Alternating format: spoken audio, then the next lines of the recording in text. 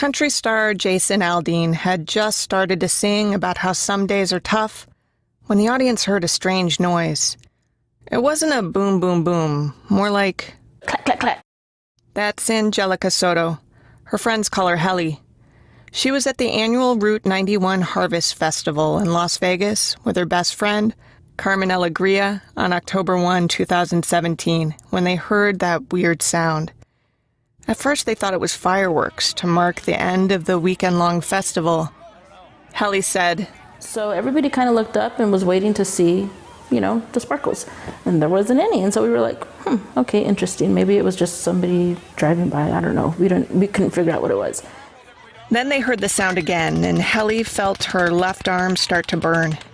She called out to Carmen, who saw blood gushing from her friend's shoulder, ripped off her t-shirt, and held it tight against the wound. People around them started to run, so Carmen threw herself on top of her friend to protect her from trampling feet. Then she felt a bullet hit her leg. I knew I couldn't move her, and I knew I wasn't going to leave her. The bullets just didn't stop coming. And so I remember thinking, oh my God, this is how we go. And I've told people, I was praying so loud, like I didn't care who heard as long as God heard, because it was just so terrifying. I don't even know how to put into words the terror that we felt. It wouldn't stop. I kept telling, I was like, why won't this stop? Why isn't it stopping? It didn't stop for 10 full minutes. When it was over, 58 people were dead. Carmen and Helly were 2 of the more than 400 people who survived gunshot wounds. The Vegas shooting marked the deadliest mass shooting in modern American history. The best friends made it out that day, but only because they saved each other. From the team that brought you Accused in collaboration with The Trace, this is Aftermath, a podcast about gunshot survivors. I'm Amber Hunt. You've heard about the Las Vegas shooting. It's the rampage that sparked talk of banning bump stocks, the devices used to modify semi-automatic weapons into something more like automatic ones. As I record this episode, we're nearly 7 months out from the shooting and still know surprisingly little about what happened. We know that the suspected killer shot himself as police closed in on him, and we know that the man was rich and on a losing streak as a high-stakes gambler. We know his girlfriend told police he had become distant in the year before the shooting, which he appears to have methodically premeditated.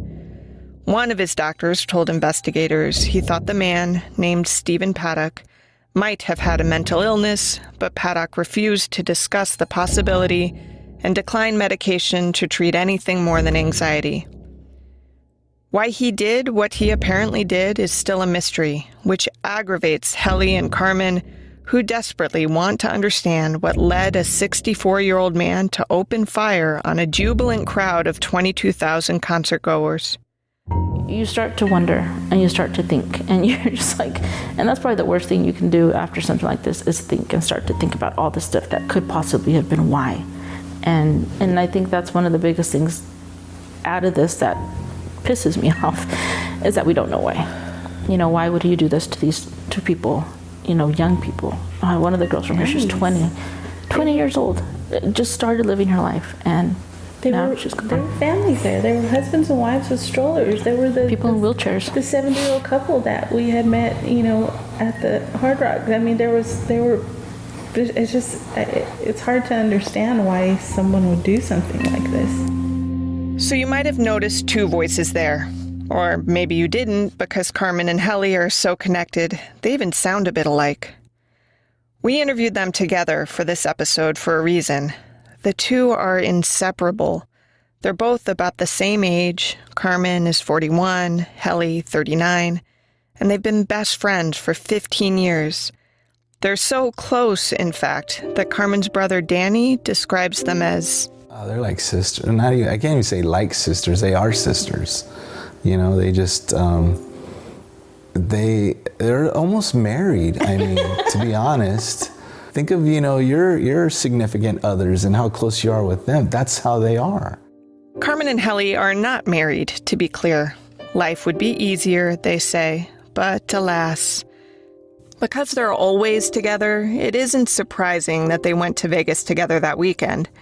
Each of the tens of thousands of people who gathered there had their own set of decisions and circumstances that led them to being at that fateful concert. In this episode, we want to highlight what led these two women there, what happened when a stranger opened fire on an unsuspecting crowd, and what their lives have been like in the months since their paths intersected with a gunman. To understand how Carmen and Helly ended up there, we first have to back up a bit. The two met in 2003 when Carmen was looking for a job. One day she walked into a county Department of Human Services office in rural California, about 90 minutes north of LA, where Helly worked. Eventually, Carmen got Helly's job when Helly got promoted. The two didn't hit it off straight away. Helly thought Carmen was name-dropping when she mentioned being friends with a manager that first meeting. But they got to talking more and found they had stuff in common. They're both Latina, they both love live music, they're both the youngest of 4 children. Eventually, we took a trip to the mall to go look at MAC makeup, and we've been best friends ever since. the two soon became enmeshed in the other's family, so much so that it usually wasn't just Carmen and Helly hanging out together. It was Carmen, Helly, and Helly's sister Gabriella, or Gabby for short. Gabby was about 2 years older than Helly, and the three would go on trips together. They loved traveling and they loved music, so traveling to concerts was a pretty regular thing. In 2016, in fact, they all three went to the Route 91 festival in Vegas. It's just the atmosphere of the concerts, you know, and then just getting to meet new people, and I don't know, that's why I like it. Like, we've done, Coachella before it was completely popular. Coachella, Stagecoach, Willamette up in Brownsville, Oregon. We've flown all the way to Boston to see George Strait. U2 and Boston also. Why Boston, if you don't mind me? It was U2, it was from my birthday, and my sister really wanted to see them, and just, it was the traveling. It was the, let's get out of California, let's go see them somewhere else outside of our little close-knit area here, and really experience them, especially around Irish people. That Gabby had said she wants to see U2 in the most Irish city in the U.S., and so that was a big part of why we flew out there. My sister was Irish. Yes. If you missed it, that last line was Helly saying, "My sister was Irish." Gabby wasn't, of course. Her parents were both born in Guanajuato, Mexico. They moved to the U.S., worked in agriculture, became legal citizens, raised a family, and launched a restaurant business named after Gabby that's morphed over the years, but currently sits off Interstate 5 in Lost Hills, California. It lures in customers with signs along the interstate that say, "A taco a day keeps the hangry away." But Gabby embraced other cultures. She even named her daughter Irely, as in Ireland. Helly and Carmen are similarly embracing of other cultures. I asked them about it. I don't automatically put Latina together with country music fan.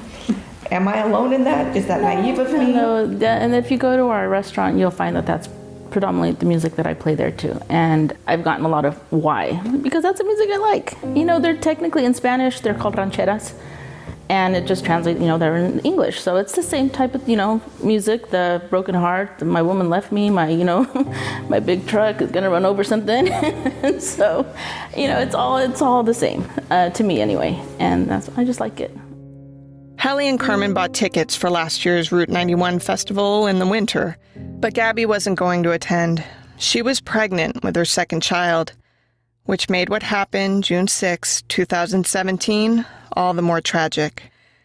Gabby had been driving to the dentist when a young driver slammed into her car.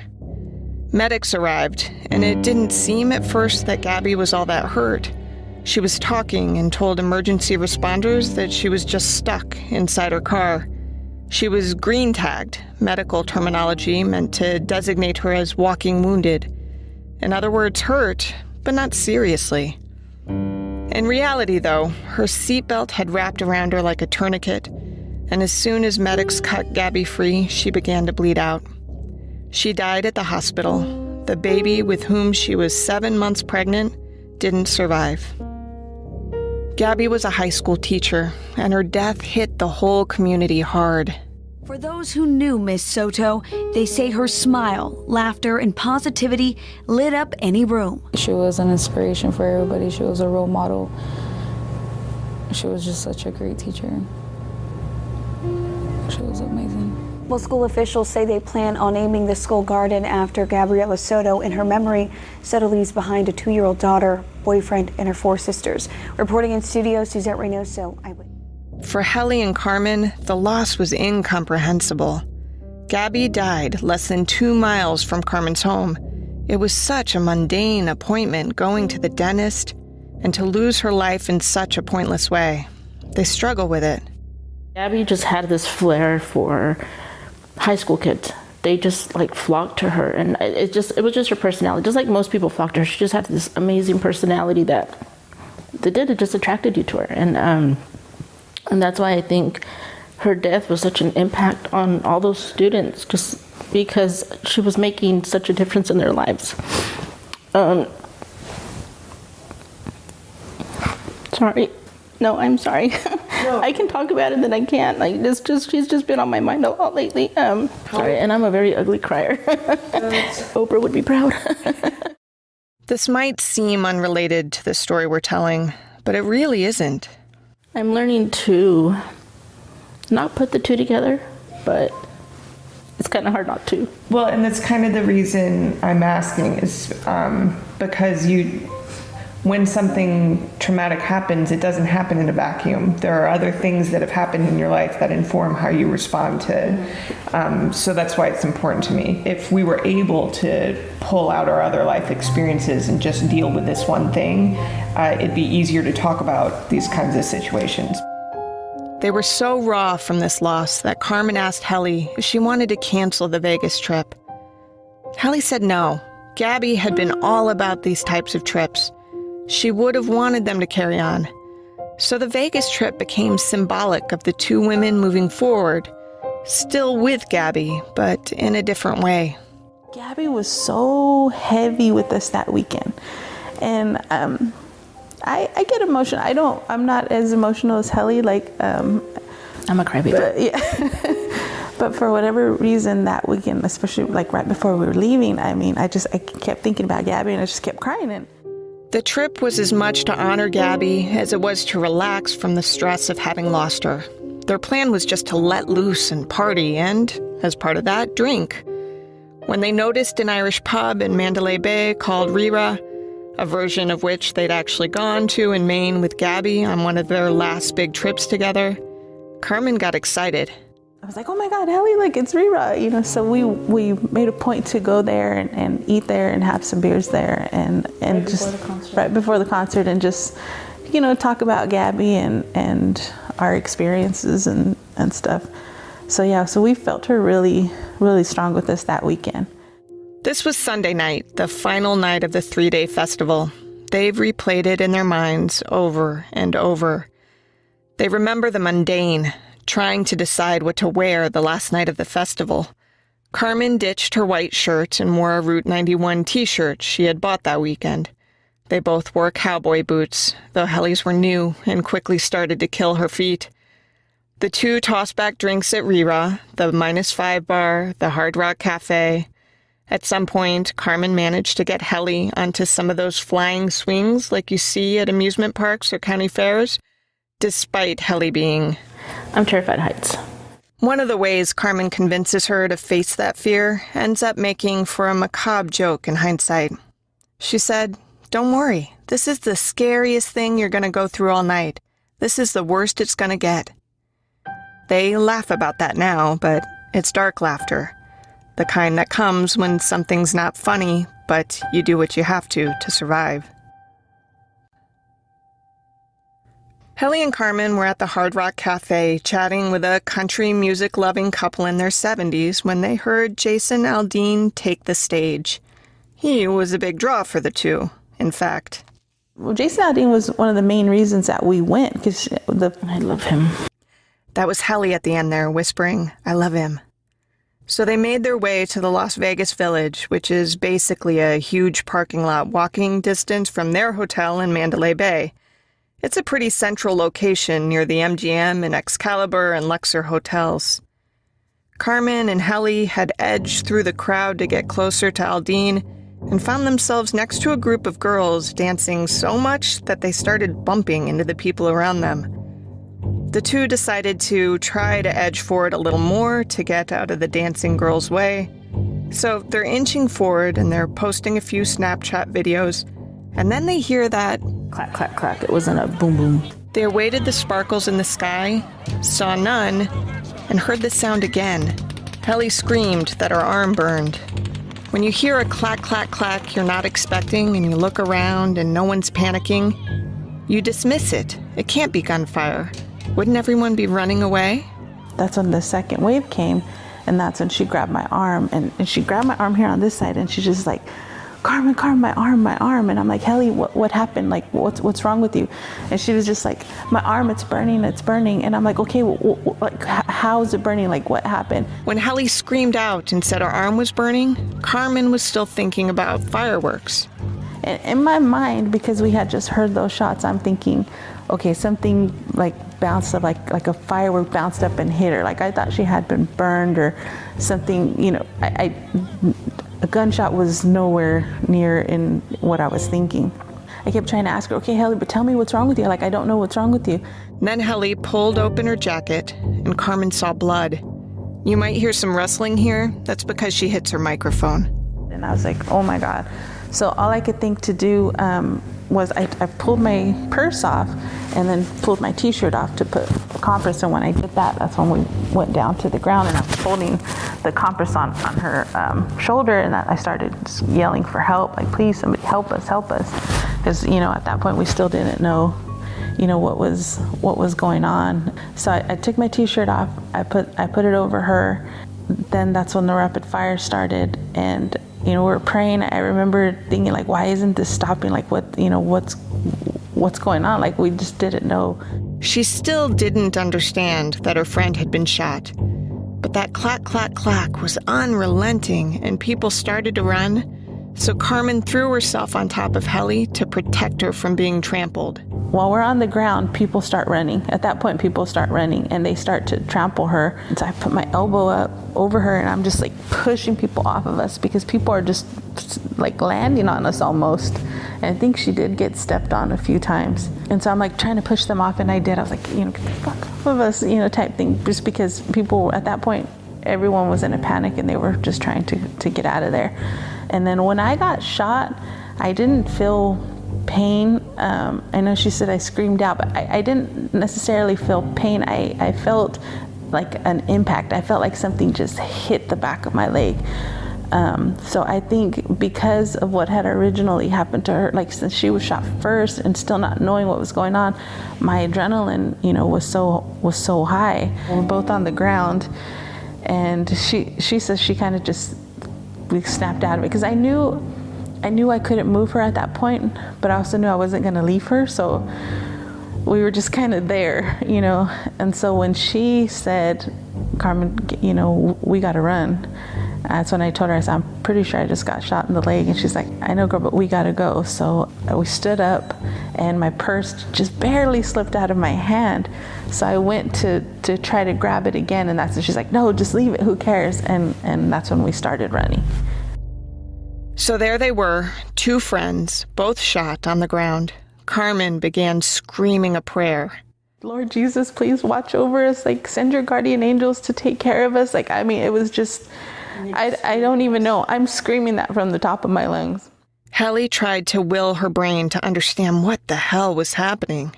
And I was still in a daze, and I just hear her like screaming, like praying, screaming. I'm like trying to pray like where I am, trying to figure out when God's name is happening. And then like I have my arm like this over both of us, and then something just made me snap out of it. You have to run. And I was like, okay.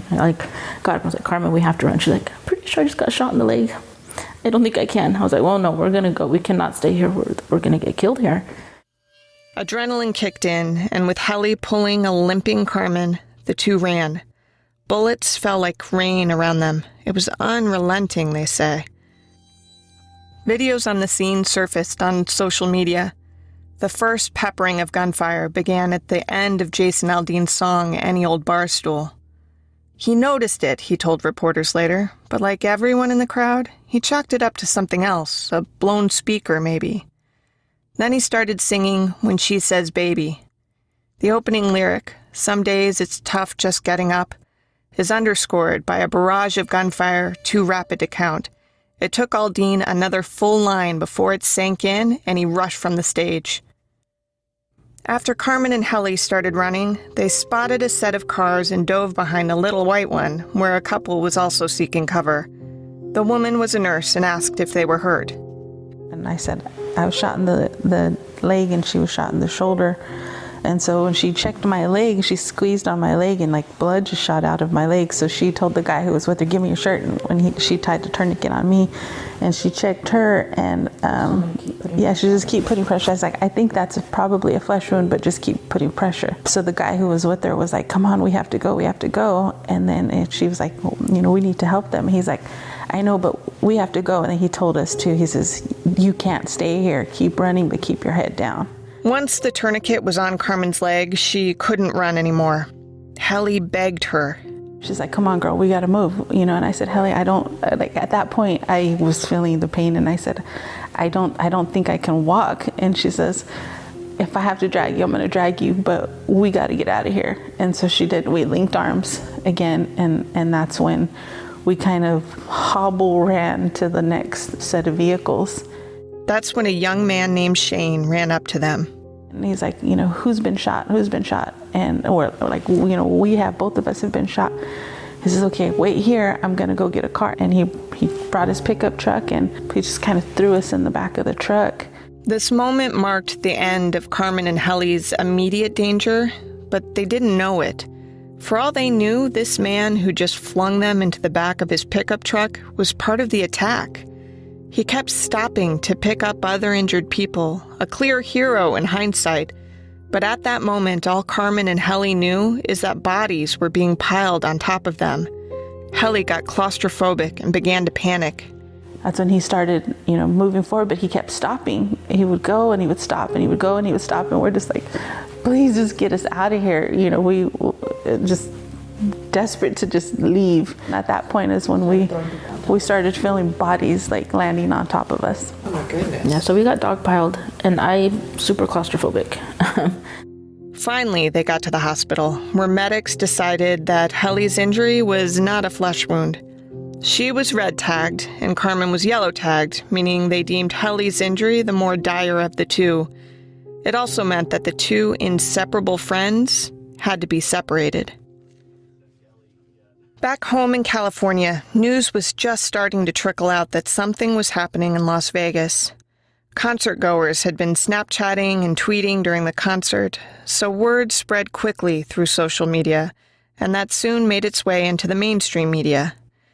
Helly had lost her phone in the parking lot, but Carmen had hers long enough to call her brother Michael from the back of Shane's truck. Michael, in turn, called one of Helly's sisters. All they were able to communicate was that both women had been shot and were headed to a hospital. The phone tree had been enacted. Michael called Danny, another of Carmen's brothers, who had already gone to bed. And I see it's my brother, Michael. And I'm like, he never calls, especially this late, hey, what's up, bro? He goes, hey, just want to let you know, Carmen's okay, but Carmen was shot. And immediately I was like, what? I go, are you sure she's okay, though? He goes, I don't know, Danny, I don't know. In the confusion at the hospital, Carmen got separated from her phone. That meant both women had to bum phones off of other patients, and battery life was getting low. They lost track of each other in the hospital, and they began to panic. It helps to remember Gabby's story at this moment. After the car wreck, Gabby had seemed fine, but it turned out her injury was fatal. Each of the women had that in their minds when they lost track of the other. What if the gunshot was more serious than it seemed? They begged nurses for information, but most refused to check. One finally looked up Helly for Carmen, but found no patient under that name. Carmen began to panic even more. When she reached Danny again on a borrowed cell phone, she was in tears. I don't know where Helly is. I don't know if she's alive, she said. It took some round-robin style checking, but eventually Danny heard from Helly's sister that she was okay, and Danny called Carmen. She was finally able to calm down. As Danny drove the 4 hours from his home in California to Las Vegas, he listened to the news coverage about what had happened. The death count was rising with every update. 20 confirmed dead, then 30, then 40. He desperately wanted to see his sister's face, to know she was really going to be okay. I remember getting to the hospital, and there was like a lot of people. I remember there was being a lot of people trying to find the room number, and all I heard was, Danny! And I stopped, and I turned, and I saw Helly, and she was, kind of with her sling on, and I gave her a big hug, and I think I squeezed her too hard. And I go, oh my God, I'm sorry, I forgot about your arm. She goes, it's okay. Yeah, when I saw my sister, we were really happy. He shifts as he speaks and shoots a teary glance at Carmen on the couch next to him. We're real happy. And I was gonna get emotional, Carmen. Yeah, we were all happy. When Carmen and Helly reunited, the two embraced and sobbed. Carmen got surgery on her knee before she was allowed to leave Las Vegas. Helly was discharged earlier and told to follow up with her primary care physician at home. It turns out that probably wasn't the right choice for Helly, at least based on what her doctor has told her since. The bullet that hit her shoulder basically caused her scapula to explode. Helly's shoulder wasn't irrigated straight away, and the shrapnel wasn't removed via surgery, so she has countless bits of metal embedded in her joint. Then, in the time between her discharge and arriving home to California, her wound got infected, delaying treatment further. She can't lift her right arm very high or bend it behind her back. She's told she will likely get full mobility back, but because of the nerve damage, it'll take a good 2 years before she knows for sure. She's quick to say she doesn't fault the hospital workers who treated her. No, the hospital staff, everybody, they were great. They did what they could do for the people that were there while they could, because they were so overwhelmed. People were bleeding out. And there wasn't anything really they could do because they were, number one, short-staffed. As they were calling people and people were coming in, but, by the time they got there, a lot of people died. So, it was just because they had their night shift on. Yeah, by the time people got there. And that's what a lot of the people that passed away at the venue, they bled out trying to get out of there. But still, she's angry at the situation and at the gunman. Once the women came home, they began tackling their aftercare together. They figured they did everything else together, so why not this too, right? They scheduled their physical therapy at the same times. They went to the same orthopedic surgeon. They even went to their first counseling session together. It was tricky because they had to rely on family members for help, as neither was cleared to drive, and they missed each other in the downtime. They had grown so used to seeing each other whenever they wanted, and now they were 40-year-old women having to beg for rides like teenagers again, just to hang out. When strangers learn that the friends were shot at the Route 91 festival, their reactions are a strange mix of humbling and surreal. The friends don't like telling people who ask how they were injured, but sometimes people prod and they don't want to lie. They say they were shot in Vegas. Sometimes people react as though they're meeting a celebrity.